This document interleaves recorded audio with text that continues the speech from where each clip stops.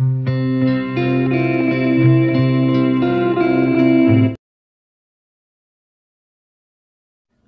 కృష్ణ. శ్రీమద్ భగవద్గీత 3వ అధ్యాయం కర్మయోగంలోని 23వ శ్లోకం. యది హ్యయం న వర్తేయం జాతు కర్మణ్యతంద్రితః మమ వర్త్మాను వర్తంతే మనుష్యాః పార్థ సర్వశః. మరొకసారి.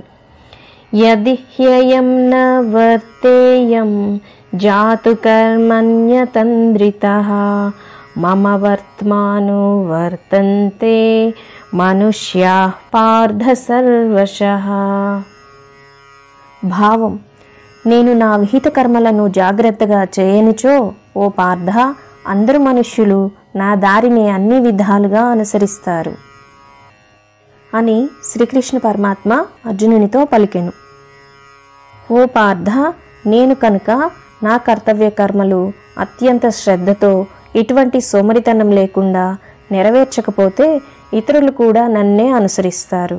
కృష్ణుడే చేయలేదు, మేమెందుకు చేయాలి అంటూ ఎవరు ఏ పని చేయరు. అంతా గందరగోళంగా తయారవుతుంది. అందరూ అధర్మపరులవుతారు.